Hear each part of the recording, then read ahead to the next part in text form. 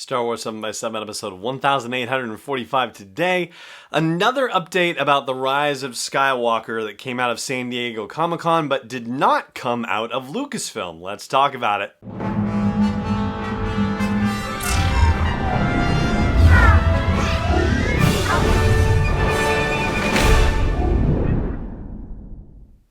Hey Rebel Rouser, I'm Alan Voivod and this is Star Wars 7x7. Thank you so much for joining me for this episode, and so here is the scoop. Kevin Smith, the filmmaker, writer, and podcaster extraordinaire, was being interviewed by IGN at San Diego Comic-Con. He has a movie coming out, Jay and Silent Bob Reboot, later this year. And of course, because anybody who has any sort of interaction with Star Wars in any way, shape, or form is bound to get asked about it. So they asked him about the Rise of Skywalker because he actually visited the set. And here is what he had to say. And there was a scuttlebutt about a set there at Pinewood, a big set that they were like, you have to see this. When you see it, it'll melt your mind. And I was like, what was it? And they were like, ask JJ. And so I asked JJ, I was like, they keep telling me I should see the set. And he goes, don't. I said, why? And he goes, the last shot of the movie. So I was like, well, now I really want to see it. And he goes, you don't want this spoiled. You want to be in a theater when this happens, trust me. And then other people on the crew were like, bro, I wish I hadn't seen it. I'm glad I did. He's going, but it will melt your mind. For that reason alone, man, and as inquisitive as I am and curious as I am, I desperately wanted to go look. But like when you talk to the magician's like, trust me on this one. You know, sometimes as human beings, we want to know how to pull a rabbit out of the hat. But JJ is such a magical magician that I'm just like, you know what? Do it. Trick me. I'll wait and get tricked. Even though I could have seen what it was, I was like, I'll sit back. I like your plan. He's never let me down so far. So it's there. There are people in the world that know what the last shot is, even if the movie's not fully cut together at this point. I'm not one of them. I think that's beautiful that you didn't look. I wanted to so bad. It was because of him. He's such a nice dude. He's such a sweet guy.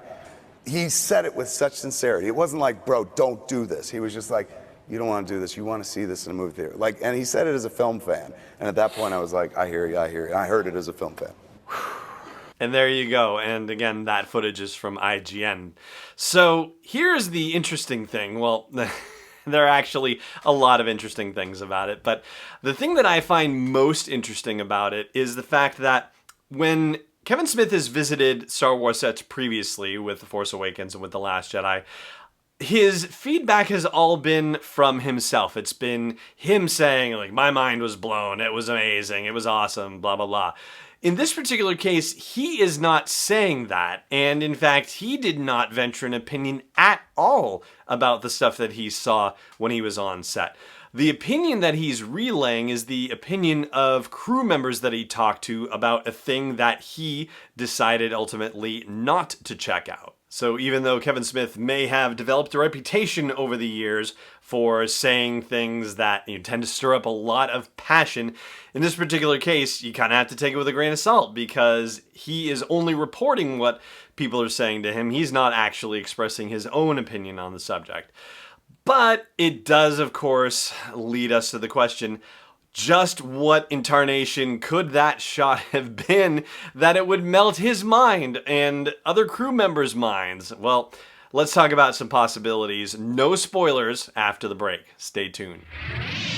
This episode is brought to you by Constant Contact, the premier email marketing solution for small businesses and organizations. I've used their service since 2003, and over the past decade and a half, I've watched them evolve, make the product simpler, more powerful, easy to use, and do everything that they can to help train people to use the product more effectively and for it to work with other forms of marketing like social media, for example. So check out sw7x7.com/email to learn more about Constant Contact and start a free trial. Once again, that is sw7x7.com/email for a free trial. Welcome back. So just let me reiterate that I have not gone looking for and not come across accidentally even anything about the ending of the movie whatsoever. So Anything I'm about to say is not informed in one way or another about any rumors, leaks, spoilers, anything at all that may or may not be floating around on the internet or anywhere else about the ending of the movie. Like, complete blank on that. Don't know, don't want to know. That said, if it's going to melt our mind, I've got a couple ideas about, generally speaking, where it might be, or at least the sorts of things that we might be presented with. First of all, if he's walking onto a set that would blow his mind, that suggests a couple of things. First of all, that it's a fully built set and not a motion capture set. If you're not familiar with the distinction, a motion capture set would be pretty bare in terms of the things that were actually in the space that's being filmed, and there would be green screens or blue screens on the walls around it so they can project onto it whatever they need to project onto it, and in some instances they might actually actively do that if they were designing some of the backgrounds in the computer, and this gets a little beyond my technical know-how, but the gist of it being that there might be some elements that would be present inside the physical set that they would extend via digital rendering onto the blue screens or green screens along the walls in the set. So there's that. I don't think that's the situation that would blow Kevin Smith's mind, honestly. I think it would have to be a physically recreated set. So that brings us to a physical set. And between indoors and outdoors, I can't even imagine how many different possibilities we would have to consider if this was an indoor location being shot. And so I think we're just going to skip that entirely. Outdoor locations, of course, can be shot on set. For example, the final showdown on Starkiller Base between Rey and Kylo Ren, that, of course, was shot on set at Pinewood Studios. So, yeah, shooting in an outdoor location on set at Pinewood is absolutely a possibility.